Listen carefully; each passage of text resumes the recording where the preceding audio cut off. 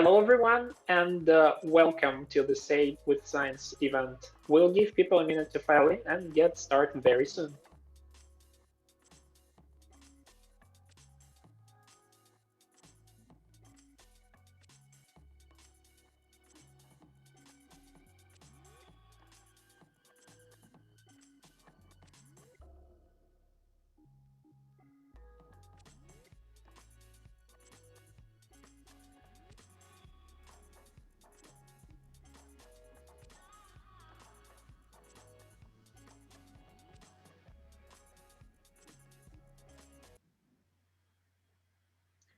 All right.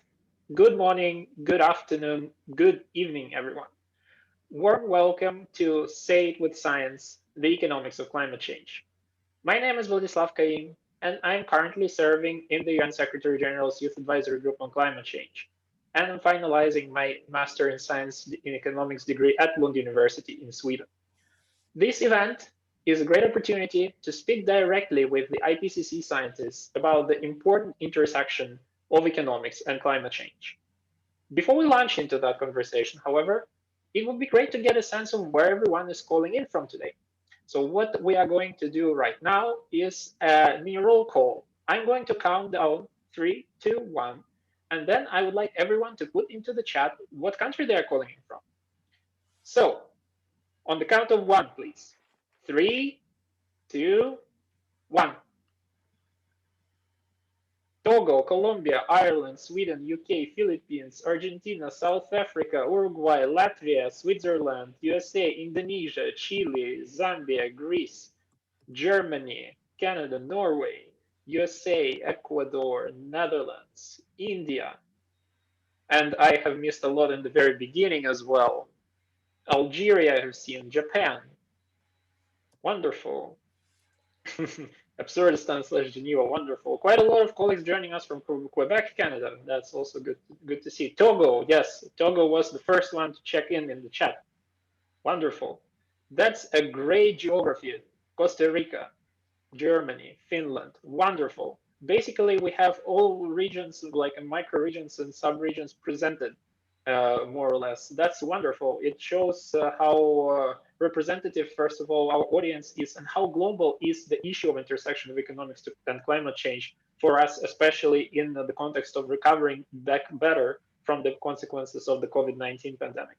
That's wonderful.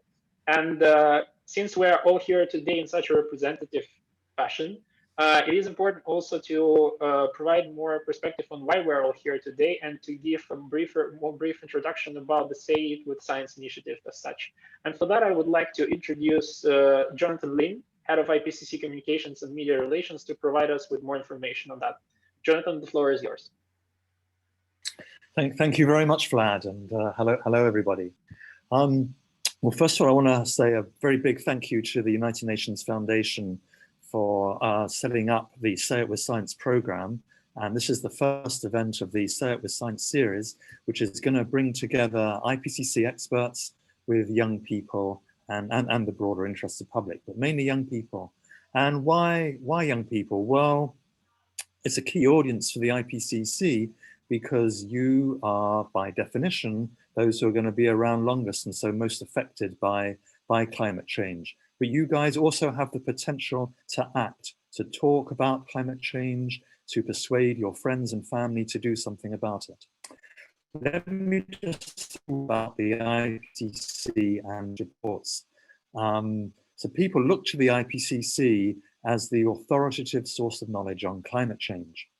But you might not know, we don't do our own research. What we do is we look at all the thousands of papers that are published every year on climate change to get a picture of the state of scientific understanding. And then we tell governments, other policymakers, this is the state of knowledge about climate change in the scientific community. This is what we know, this is what we don't know. This is where scientists agree, more or less. This is where more research is needed. And this helps governments. We were set up 32 years ago to help them. It helps them both in their international negotiations to find a global agreement to address climate change, but also it helps them making policy at home in all the areas that can be affected by a changing climate, whether that's designing transport systems, working on health services, ensuring food security. You name it, climate change is involved somewhere. Now, the IPCC is formally an organization of governments, and those 195 member governments, they elect a Bureau of Scientists who mobilize the scientific community to prepare our reports. Thousands of scientists from all over the world work as volunteers for the IPCC on top of their day jobs. The IPCC doesn't have an agenda, it's objective. We simply look at what the science is saying and report that. Our reports are credible and they draw their authority from our structure and the way we work. They're endorsed by the governments that request them and will work with them, and also by the scientists that prepare them. Now we're working on the 6th assessment report. That's the 6th major report since we started in 1988. In the last few years, we've also published 3 special reports. I'm sure you've heard of the one about 1.5 degrees warming and 2 others. Our timetable for this report has been delayed a few months by COVID, the pandemic, because that's delayed the work of the scientific community as well as our own authors. But the first part of that report is going to be finalized at the end of July and released in early August. 2 more parts of that report will come out in February and March. And all we've done over the past few years is going to be wrapped together in what we call a synthesis report coming out in September, October next year. Now, these reports are huge, they're densely packed with information. They're important tools for scientists as well as governments, but we try hard to present the findings in an accessible way to non-specialists. So we're very pleased today to have 2 of our experts to talk to you about climate change in economics and jobs. Thank you. Thank you very much, Jonathan, and thanks to all the collective of the IPCC doing such an important work in order to guide us with science, in order to make sure that we are able to avert the worst consequences of the climate catastrophe. And now I'm very glad to introduce today's speakers, because as Jonathan has said, the Say It With Science initiative is really about enabling people to advocate for climate science during this especially important year to advance solutions for the climate crisis. And this absolutely cannot be done without the input of scientists. And we are glad to have with us today Diana Öge-Forsat, Vice Chair of IPCC Working Group 3 on Climate Change Mitigation, as well as Jan Witajewski-Baldwils, the Director of Warsaw Ecological Economics Center and IPCC author as well. So we will follow with a moderated discussion, and then, dear colleagues who are watching the stream, you would be welcome to provide your own questions to the floor as well in a further discussion. So with that, I would like to, first of all, thank our distinguished speakers for the opportunity that you provided to us to be at this event. And what I would like to start with our discussion is to measure the temperature of how do you see in general the role for economics as a science playing in the activity of the IPCC in the nearest and medium-term future. Diana, you can start if you want to. Thank you very much, Vlad. Yes, certainly economics is one of the fundamental areas that the IPCC assesses. Initially, of course, we mostly thought that climate change is a meteorology issue. And then we perhaps added economics, but with time, already in the 2nd assessment report from that time, economics has been playing a very important role in understanding climate change and the impacts and the solutions. And of course, the big question is that has been always asked to us are always translated in what's worth for us, which are the options that I can make without losing much from the economy. So they're the toughest questions that we have to answer in the IPCC. So certainly these are very fundamental to our work. Thank you very much. That's a wonderful perspective. What we'll also touch upon a little later is how when we introduce economics, we sort of tread between being descriptive and prescriptive in these efforts as well. Now over to you, Jan. It would be great to hear your perspective as well. Yeah, just to add to what Diana said already. So IPCC work is wonderfully interdisciplinary. It's really combining, putting together very different perspectives and using the strengths of each perspective. The power of economics is to explain and talk about very complex problems with mathematical rigor. And that's very helpful, especially when you talk about issues which some people have strong feelings about, and to analyze them in a very rigorous way. So just to give you an example, well, it's relatively easy to talk about co-benefits of mitigation, but it's much more difficult to talk about trade-offs. And especially when you talk about trade-offs in the presence of uncertainty. And economics gives you tools to talk about it, to think how much we are ready to sacrifice in order to mitigate climate change, especially if we don't know really how serious the damages could be. Another thing just to add is talking about the equity. The economics gives you tools to analyze equity issues and to think how you can compensate those who are potentially losers. Thank you very much, Jan. And this also brings us into the concept of just transition, which has taken quite a foothold in the policymaker circles, but also more in the practical scientific ones as well.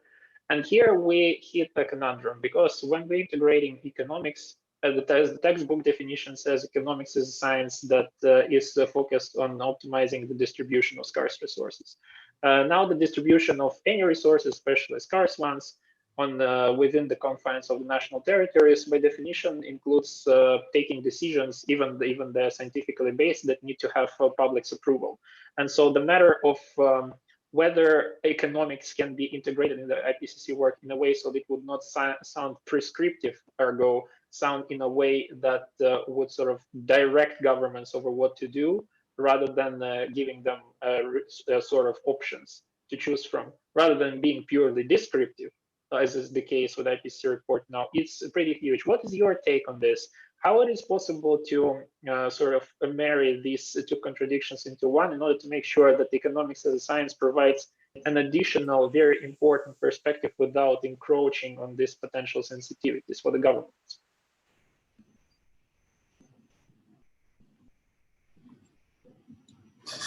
So if I may start, yeah. So the first big question, or the first big benefit that economics can have, is to recognize the problem and to understand what are the potential ways to go forward. For example, when you talk about just transition and helping people who lose jobs, very often we use a simple slogan, retrain them. You know, there are plenty of other new opportunities, green jobs, let them just move to new jobs. But it's not that simple. So for example, again, analyzing that data, we know that in many countries, the mining jobs are relatively well paid. And if we take away those opportunities and we tell these people to move to average industry jobs, they will be worse off. So the first big thing we do is to recognize the problem and if possible, try to quantify them. So how much worse off they will be, what compensation will be needed. And then we can go forward and analyze different practical policy tools which can compensate them, or at least make the mitigation more equal, and make sure that there is no region that is particularly affected. Yes, just to thank you very much for your point, Jan. Thank you. Just to complement what Jan has already said very well, just transitions are really crucial for what we are also assessing in the IPCC. In general, for example, the concepts of equity, inequalities, the concept of stranded assets, and other related terms and other related trends have been already taking place in the 5th assessment report. Discussions about these are also very important in the 6th assessment report, since it's clear that right now, especially that our special report on 1.5 degree climate change outlined that in order to comply with the Paris Agreement's ambitious climate targets, the world's emissions need to be reduced to net zero to roughly to the middle of the century. This can only take place if there's also major attention on both the losers and the winners, and certainly there is what IPCC is doing is to assess the different options, what options are available, what is the order of magnitude of the problem, how much stranded assets are there, for example, which we have to deal with, what's the order of magnitude of for example, employment issues that you have mentioned, Jan, already, and how can countries and regions grapple with this, how can they together tackle their economic goals, sustainable development, or general development goals, more broadly sustainable development goals, and at the same time these climate targets. So this receives very strong attention. In fact, in the 6th assessment cycle, we try to embed all of the climate discourse, especially in Working Group 3, in the development context. So, and that has a very strong embedding, very strong, these have very strong aspects on just transitions. It is wonderful to hear that, especially considering that the need and evidence-based, climate science-based economic policymaking is only growing, and having such authoritative sources, the IPCC sixth assessment report, to be behind those who are willing to drive climate action but may lack sort of the basis for it they can sell to the public and even to the professional communities. It's great, and that's why it is so important that we continue on this path to making sure that economic perspectives are integrated in a way that will provide a foundation of that.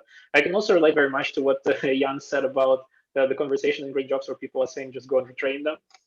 For example, my father-in-law, he himself is working in the mining industry, but particularly on the project of the first carbon neutral steel plant in the north of Sweden. And those jobs, most of them are dirty, but some of them are quite clean, and those well paid, as you said. So it's interesting for policymakers in many places how carefully will they need to tread based on the science that's available to them. And it's extremely important to introduce this into conversation. And now that we have discovered, well, that it's been always there, but in particular in this conversation, that economic policymaking, in fact, has many facets within itself. Is monetary policy, industrial policy, labor market, competition, and so on.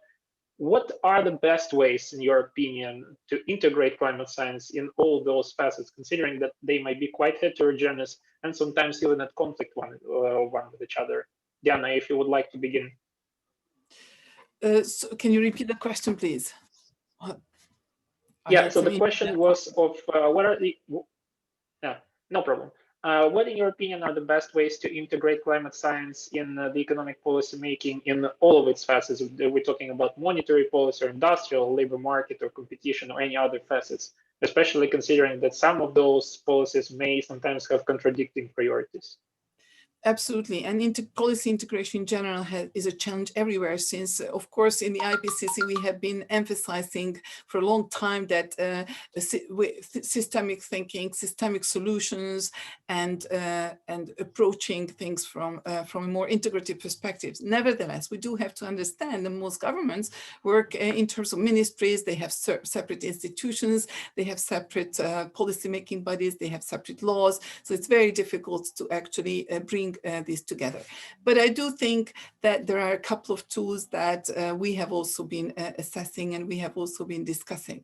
So one is more a methodological tool, and those are integrated assessment models. So a lot of our discussions on climate planning and strategic climate planning, both in the long term and also, but definitely more on the global scale, but also on a national scale, now are based on integrated assessment models, which have very strong, where economics plays a fundamental role, and many of these are economic optimization models, actually. So there, that it's almost that economics is playing the most fundamental role in these optimizations, but they are relevant to all these other policy fields and institutions that you have been discussing. The other, which is perhaps a concrete instrument, which we have also been assessing for many cycles already, is the carbon price.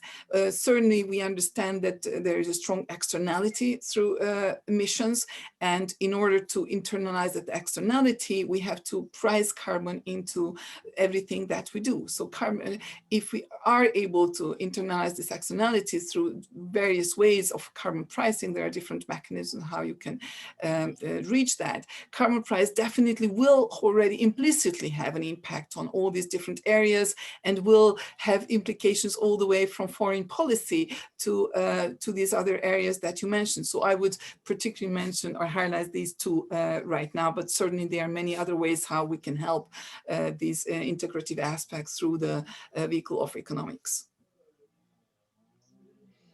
I agree with you that it's extremely important also to finally solve the issue of more globalized carbon floor price, especially in the context of negotiations that are continuing on the Article 6 Paris Agreement. And that could contribute greatly to the issues that we are discussing above. Jan, would you like also to share your perspective on this issue? Yeah, just so I think many of you will work in near future for the government, or maybe you are already working in different fields. And please do check the report. It's free for everyone. Everyone can access. It's as Janet already mentioned. We try to write it in language which is accessible for everyone, and check what are the projected changes. What are the projected changes in structure of economy? How do they interact with the policy that you are dealing with, or you will be dealing with? So we already know that mitigation of climate change and climate change will have a huge consequences for energy sector, for agriculture, transport, for tourism, because of climate change.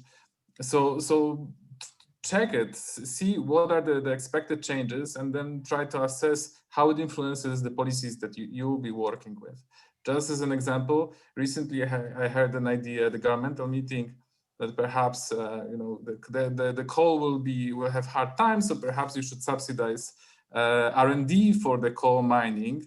But if you check the report and you understand that there is no future for coal soon in next 20-30 years, then obviously subsidizing R&D and investing effort in this is probably not a good idea. That's indeed a conundrum that many governments face between sort of the interests that are pushing them from within and the reality of the climate change and the science that is based on it. So with that in mind, what would also be interesting to hear from you is you obviously, by virtue of your job as part of the IPCC collective, you are interacting with governments one way or another on a pretty regular basis. What would be interesting to know when they're interacting with you, what are their general anxieties or main themes when it comes to the picture they look at the climate change in terms of challenging that they're posing to economic growth and employment, particularly in the context of COVID, and sort of what role do they see for science, particularly in the science produced through reports or other reported, better said, by the IPCC in terms of answers to these questions, and how willing are in general to integrate that science into their policy? I think we can definitely say that that governments by today listen to us to a very significant degree. For example, I just prepared a talk, I just gave a talk just before this to one of the leading banks, to the board of directors of one of the leading banks in the region. And I was preparing my presentation. I was really shocked to understand, to realize that, in fact, it was only in 2018 when we published the special report on 1.5 degrees climate change, when we first outlined that in order to meet the goals of the Paris Agreement, emissions will need to go to net zero roughly in the middle of the century, need to halve by 2030. And by today, after last week's pledges, we have already a very significant by today, basically 74% of emissions are under pledges that comply roughly with this goal. Of course, this is not yet from what the IPCC assessed. We will do that in the report. This is just based on the facts, but simply that of course, we don't recommend anything, but simply when we outline the science, how you act, because governments decided that they want to get to this target, we simply outlined what they have to go to get there. And simply in a number of 2 or 3 years, we have this enormous change. And what we see, whereas 2050 targets are more distant, but many of these are already for 2030. So I do think this is sometimes I don't think even us would really have even hoped that such a very significant change can happen as a result of just that one scientific report. So all in all, I do think that that governments are listening to science. We cannot see anything yet on the COVID crisis because we are just evaluating that in the IPCC and looking at the literature, what that says. But it's true that in general, there is certainly less and less trust in science around the globe. So these such initiatives, what the UN Foundation is doing right now is extremely important, especially with the youth, how to engage with science. And it's great to see that the IPCC science has really been heard as this is more and more challenging. So I think we do have to continue to make very strong efforts because in nowadays with the different the sources of information are getting more diverse. So that means that people don't necessarily get their views from the science. So more and more of the reliable and scientifically rigorous sources of information for policymakers and for the public as well are getting even more important. It is great to hear from you, Diana, that you are keeping cautiously optimistic about the perspectives of integrating science into national policies further. Though from the perspectives of youth, I would say that there is still a lot that we would like to see done. And it's great to see that many state actors within the states are also taking this position. Nevertheless, like, for example, we can see it in the recent decision of Germany's highest court on Germany's climate plans. I think it's pretty historic for the role of both youth and scientists in shaping climate policy. Jan, your perspective on this should also be very interesting, considering that you're coming from Poland, and Poland is basically is a Central Eastern European laboratory for just transition and economic policy making under climate stress. Would be great to hear your perspective. Yeah, I think I can agree with you that Diana said. So the policymakers are really eager to listen. And I know that, when you look at what's going on Facebook or in some media, it looks scary because people start to question the basics. But I think that there is always some kind of bias in perception that people who are most controversial, they are the loudest. But I think the average is really not bad, especially when you talk to policymakers. There is really understanding that there is a problem. They are willing to listen. And they are very willing to ask us questions and to learn, and that's the main point. So the scientists are not. We cannot tell policymakers what to do because at the end we are not the elected. It's them who are elected.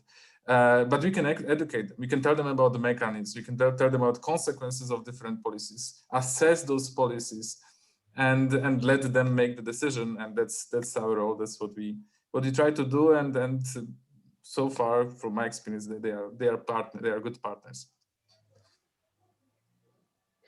Well, it's good that you have hope. As I said, when it comes to the youth lens of things, there is still quite a lot of anxiety and like questions about whether the new net zero promises and the new NDCs that are made, whether they actually could contain the credible pathways to net zero, and whether the net zero is a metric that can be indeed informing. But it's great to hear that on the science side of things, there is a cautious optimism about we proceed further. And since we started to introduce more of a youth perspective into this conversation, of course, I can't but ask both of you, how do you see the role of youth participation in climate science and the IPCC processes evolving in the nearmost and furthermost future? Anyone who is willing can start. Jan, you are younger. Let me try. So I think my key message should be: do study the report and do study this science. So studying is if you're especially if you're interested in climate change, then study IPCC report and treat them also as an access point to the literature. They give the key messages, but then they give you a lot of references to fascinating literatures, to fascinating articles. about climate change and about economics. And this understanding, this studying it will help you to improve your knowledge, to improve your judgment, but it will also help you to convince others. So by the way, never go when you meet someone who is skeptical, never tell him or her trust scientists. First of all, because it will not work, and secondly, because the scientists do not want to be trusted; they want to be understood. So if you study yourself and you learn it yourself, you understand this mechanism that we are talking about, then that's the best way to participate in this endeavor. Yes. I guess that the proverb that says, sorry, go ahead. No, go ahead. Yeah, I was just about to say that I guess that the proverb that happiness is about being understood is particularly about climate scientists in the current climate. So that's great to hear that there is a space for us to engage and help you amplify the messages that you spend so much time painstakingly going through the papers to actually conjure. And with this in mind, also, since we're talking about youth in general, of course, there is a question: how would you see the same type of contribution, and so from young economists in particular, especially those who are only starting their scientific careers, for example? How do you see their contribution to the process? Thank you. And now let me first answer or the previous question in more general, but I think it certainly pertains also to economics. The IPCC engages a lot more and increasingly with the young generation, since, as Jonathan already mentioned, this is extremely important for us, since this is your future and we are mostly discussing your lives and your livelihoods and your economic life and everything. So it's clear that you're one of the most important audiences, even not directly, because our key audience is of course government, but nevertheless it's also the youth is a certain very important audience. So we have a lot of outreach events, for example. There are lots of discussion forums, and the Sage with Science is certainly, we are very, very happy to collaborate with this initiative. But I do want to emphasize that we have other ways as well, how we are directly engaging early career scientists and young scientists, and Jan already identified a few. But for example, the fairly new mechanism of so-called chapter scientists or chapter science assistants, as they are called. They're most typically young doctoral students or other early career scientists who are not selected through the regular selection process, but they're hired or they are volunteering often for chapters and to help chapters more with the technical work, but still that's a very important process, how they can engage with the process. Also, contributing authors are sometimes younger scientists, or simply lead authors may choose to work with the help of their team with who perhaps process some of the data or pre-select or help them find literature and so on. So there are many, many ways how young early career scientists who are enthusiastic and who do want to engage can find ways to engage. But also for us, diversity has been always very important for the IPCC. Of course, we could fill the whole IPCC with authors just from the UK or Germany or whichever, or the US, or just from one country and one gender and one age group, because they're excellent scientists, climate-related scientists in many countries and all around the world. Nevertheless, we always put a very strong effort in diversification and representing all regions, representing all disciplines, and also in terms of age. We do try, we may put a strong emphasis on selecting a couple of really young authors, and I've been very fortunate that I was one of those. I was in my very early scientific career when I was chosen as a coordinating lead author, and that definitely I have been benefiting hugely from that.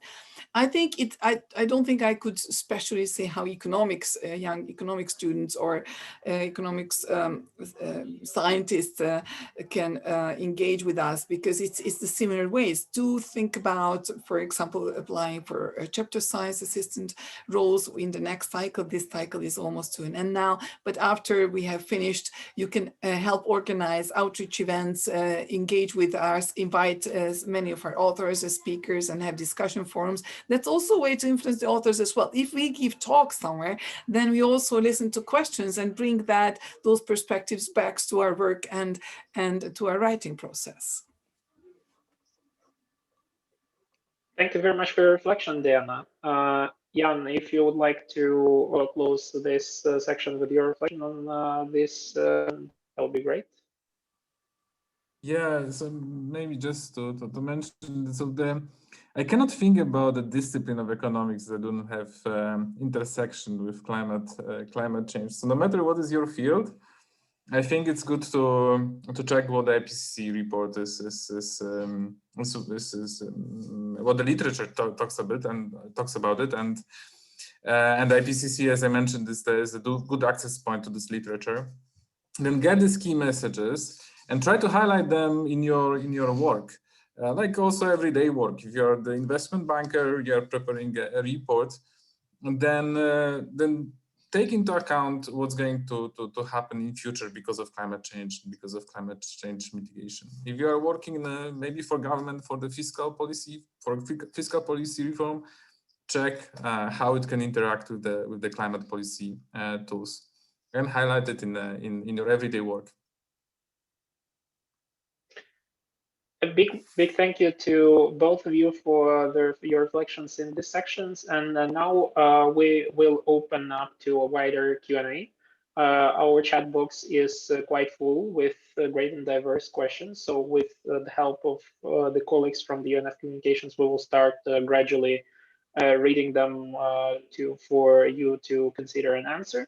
And first one I would start with here in the chat box is the following one. It's from Lily Brown, and she asks, do you think a system change by leaving capitalism behind is a good way to go from your scientific point of view? And what alternative concepts do you think are the most interesting alternatives to capitalism? And again, you are free. There is free water for who wants to start. Thank you. I think it's important that we are representing the IPCC, and the IPCC will definitely not take any positions on either capitalism or any other such major systemic changes. If there is sufficient scientific attention to an issue in the context of climate change, we will definitely cover it in the report. So, for example, what the question perhaps relates to is the whole concept of perhaps degrowth or growth, or just questioning the constant growth paradigm. And that is definitely, we notice, and the question already reflects that, there is definitely gaining some traction in the scientific literature, and there is quite a boom on papers on this particular issue. In the sixth assessment report, we have an item, our table of content does include that we do have to relate to some of these concepts. So in the sixth assessment report, in the Working Group 3 report, we are going to summarize some of the literature on this. But right now, this is not yet a major issue on the political agendas of governments. So right now, also in the IPCC, we don't put a high level emphasis on that, but we'll see how this evolves, and we'll see what the report actually will say on this particular subject. And I just will run for 1 second because my battery is running low, but I will be back in a minute. Thank you very much for such a nuanced take on this pretty complicated question, Diana. Jan, would you like to share your reflections? Yeah, the question is very tough. So one thing I wanted to add is usually the reports, and also this it will be the same with the sixth assessment report, starts with the framing. And I don't think that will address exactly the capitalism versus other system question, but because of the reasons that Diana mentioned. But we will have a chapter on framing and different perspectives or different ways of analyzing this problem. just one thing, so we cannot, we do assess different pathways, but we cannot judge which system is better. One thing that maybe I should mention when we talk about degrowth is that yes, the emissions were linked to consumption and to growth for a very long time. We do have, however, the new technologies that are helping us to decouple the two. And there is a role of new technologies that at the same time will increase the wealth of people and reduce emissions. Thank you very much for your answer, Jan. I will move forward with further questions in the chat box. The next question that I see is also kind of on the generalist side, but it will be great to hear your perspective on the following. So the author of the questions asks this: although many share the view that climate policy is mainly driven by economic interests / money, I feel it might be more important to ask the question, how can we manage the necessary transition in a way to minimize suffering of the people? So I guess it brings us somewhat to the close to the beginning of our moderated discussion on the issue of just transition and how we reflect it in the scientific framework. Yes, thank you. Certainly, unless we act strongly, we will have some level of suffering. But I think we have been showing in the IPCC already through several reports that actually it's not all about suffering. There is a lot of opportunities related to climate action. And already in the 5th assessment report, but also in a 1.5 degree special report, we have shown many systems transitions, many opportunities where actually, and I think that resonates very much with also what Jan has been alluding to in several of his answers, that in fact there are many ways where you can act on climate change, where you can either on both adaptation and mitigation, so both prevention of climate change, where actually you are resulting in a better quality of life. And yes, but I think economics is also more than just finance, just the single metric of gross domestic product or just dollars, because as Jan also mentioned, there are many other values that we generate in terms of better health that also has values, community and other development goals that are captured today with the Sustainable Development Goals. And lots of them have other economic values than just necessary direct monetary values. Many of them have indirect monetary values. So certainly these are, a lot of these will get more advanced through climate action or vice versa. If we act on these, then we are also, or some of these, or we choose the right solution to get into those, we will also further our climate agendas. So basically, I think it's good to focus on the opportunities and rather than just the suffering aspect. And that's more and more of our reports are identifying these various synergies and how we can think about these. Ma'am, I wanted to ask a question. Dear colleagues, I am taking the questions from the chat box, as was mentioned by the colleagues from the UNF Communications. We're posting the questions on the chat box and taking them in order of their appearance. So please post your question to the chat box if you have one. So the next question that I see in the chat box is about a potential situation in which developed countries would be required to pay a carbon emission reparation, which would provide a potential level playing field for developing countries to adapt their policies and decisions to fight climate change, and what impact, from your point of view, such a policy would have.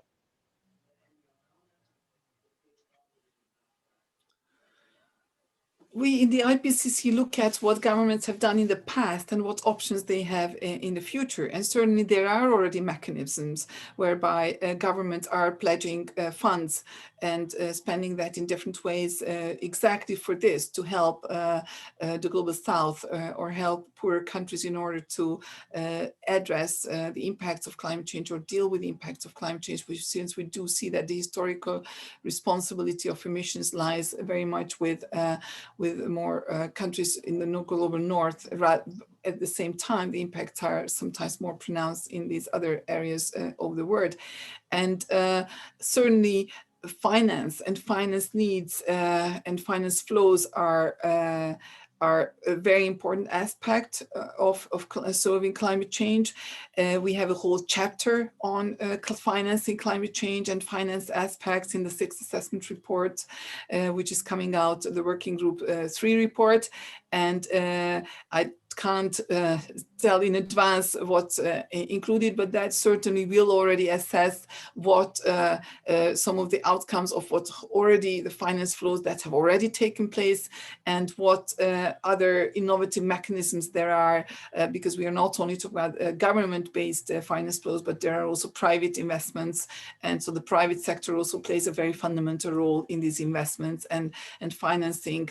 And so what are the impacts of these, and how these need to change, because there is a lot of finance out there. So all we actually need is simply redirecting some of these financial flows into different directions, both geographically, but both in terms of which areas of the economy, and even within economic areas, which types of technologies these are flowing into. So that's certainly one very important topic in the Working Group 3 assessments. Thank you very much, Diana. Jan, would you like to share your reflection on this issue as well? Just to complement, so another way to support to increase this collaboration between countries and to support poorer countries is the technological transfer, and we will have a chapter on this in Assessment Report 6, where we will exactly analyze this issue at greater detail. So this is also a way to, if we make the technologies cheap enough, then it will not be that costly for other countries, even for developing countries to adopt them. Yeah, technology transfer is indeed an important issue. And for example, I can share that in our youth advisory group, our chair, Nisreen Al-Saim, our colleague from Sudan, she's herself a negotiator in the African Club of Negotiators, specifically focused on technology transfer, and for developing countries and for the countries that are in the most distress from climate change, that this is a very, very important problem. The next question that I see in the chat is the following. In aligning economics and the environmental issue, which economic sector do you think should be the top priority? By top priority, I mean that what industry we should put our effort in the most crucial and effective way, since every industry is intertwined and affecting each other. But because in developing country, it's hard to commit to change in all industries at the same time. What could be the better industry to focus on to begin with? Thank you. I'm afraid the answer is that it's not a good idea to pick winners there is no silver bullet, even if we tend to want silver bullets, right? Not only the person who's asking the question, but everyone. It's just more convenient and it's easier. But in fact, and I think Jan already alluded to this very well, there is no field of the economy, there is no industry which is not affected, there is no field of science which is not affected. By today, it's all the way from humanities, arts, everything is involved. But at the same time, almost equally in every single part of the economy, I think there are opportunities to solve climate change without perceiving it as a burden, or without perceiving it as, of course, there are some areas which are clearly, for example, if you have a strong coal industry, that's certainly a very difficult challenge to simply switch. Nevertheless, in many industries and many fields of the economy, there are major opportunities to relate and change. And it's also about business models. It's not necessarily about what you do, but how you do it and what you focus on. And how you deliver your how you earn your profits, and what is your overall business strategy. So I think I wouldn't really pick one, because really everything from the last carpenter is involved, and the more reports we write, the more we understand that yes, of course, it looks like an energy problem, and it looks like it's all about just, changing fossils to renewable energy. But in fact, it's not. It's a much, much more complex, faceted issue. And for example, now we are today I saw some really amazing new buildings, which are, 8-story buildings, which were built instead of concrete from straw. So, for example, even these areas that vernacular architecture or replacing concrete is perhaps could help more than just focusing on trying to improve the technology of concrete production, because we know that construction is an extremely important area of the economy. And just by the middle of the century, our remaining half of our remaining carbon budget to 1.5 degrees will be consumed by just building the remaining cities that we have to do, that will be needed. So the infrastructure expansion is an enormous challenge, but we rarely think about that the last farmer has a very important role to play, and we may have huge opportunities in this. So I do want to encourage everyone to look at every field of economy, and whichever field of the economics you are working on, to find those opportunities that are in your particular field where you can contribute to these innovative solutions. Yeah, I couldn't agree more. It's really every field. It's probably also too late to ask which sector first. We have to do now all at the same time. So in Europe, the policymakers already set this ambitious goal of getting to net zero by 2050, and that means that we cannot have any emissions, or at least they should balance each other. But it means that in every sector of the economy, the effort to mitigate climate change has to be really substantial. Every sector basically has to absolutely minimize the emissions. And just to add to what Diana said, exactly as Diana said, in every sector we do have options to reduce emissions. Probably 20-30 years ago it's unimaginable, but now we can really even do it for aviation. So we do have options. Again, in the assessment reports, there are so-called sectoral chapters which exactly go sector by sector and tell what those options are. So we do have them. We know them. We can analyze them, and we can put them in place in order to mitigate climate change.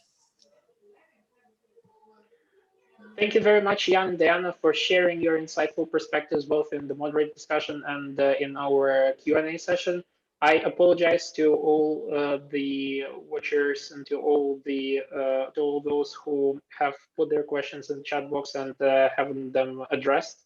The interest was so high, and it's great to see such an engagement, but unfortunately we're constrained by time. So I hope my colleagues from the UNF will find a way to collect your questions and to make sure that they reach Diana and Jan, and you will get feedback on issues of the biggest interest to you. It has been a very insightful hour, throughout which we have found that the just transition from becoming a concept that is more socio-ecological, socio-economical, socio-political is also making its way into scientific side of things as well. That science indeed is steadily finding its way into the ears of the decision makers and into the corridors of power, and that there is an increasing field for economics to be embedded into the sixth assessment report by the IPCC, as well as further undertakings. It is important that all the policymakers, including those who are specifically dealing with economic decisions, have access to the best science. And it's great that IPCC is making such a great progress in order to offer it to them. Now for our closing remarks and further details on the State with Science series, I would like to turn to Devin de Meyer, the UN Foundation Climate Communications Officer. Devin, the floor is yours. Thank you, Vlad, and thanks everybody for coming out today. It's been an absolutely amazing launch of the Say It With Science event series with the IPCC. We heard everything from energy, development finance, infrastructure expansion, youth leadership, And the reminder that no sector is more important than others right now. We're really at a moment where we all have to come together to pursue climate change mitigation. And it's just been such a pleasure to hear from all of you together with IPCC scientists. So thank you everyone. And thank you, Vlad, our amazing moderator from the Secretary General's Youth Advisory Group on climate change. So I'm just here to tell you that this is a big year. Obviously, at the end of the year, we have COP26, we have COP15, we have the Food System Summit, and right before that happens, we have the 6th assessment report from the IPCC coming out. So Say It With Science, which you'll see up here, and also I'll put the link in the chat, is really about giving you the tools and the ability to use the science from the IPCC report in your advocacy to ensure that these summits happening at the end of the year are really action oriented. They're really listening to the science and pursuing climate ambition at every single level. So I encourage you to check out sayitwithscience.org. We have climate facts from the IPCC and UN sources. We have easy, digestible ways for you to communicate those facts. We have graphics for you to use. We also have more events coming up. We'll have another one on June 4th on biodiversity and climate change, and then again in July on equity and indigenous knowledge, again with amazing IPCC experts and members of the Secretary General's Youth Advisory Group on climate change. And then one last plug, we have another amazing opportunity for you to help communicate IPCC science. So we have, we're calling it an art challenge. So you have the opportunity to create artwork based on IPCC science and actually submit that for the chance to be on the cover and inside IPCC reports coming out this year and into next year. So I really do encourage you to check out the art challenge, share it with your friends, your children, your family, and really help us to make this science more accessible, more interesting, get more people involved. This is a global effort, as we've heard here today, and we really need everybody to step up to the plate and start reminding the world that climate science is trustworthy and the IPCC is the best source for that science. So thank you again to everybody today, and I'll turn it back to Vlad to close us out. And we hope to see you at our next event in June. Thank you very much, Devin. As you have heard, dear colleagues, Say It With Science series is only starting. So you will hear from more colleagues, including from the Youth Advisory Group. You will hear many perspectives from other fields related to climate science, as well as regional perspectives. As you have seen, this series is marathon, not a sprint, and I hope you will be with us for the marathon and you will enjoy it. Thank you everyone for coming today, and we hope to see you at further Say It With Science events in the future, and have a wonderful rest of your day.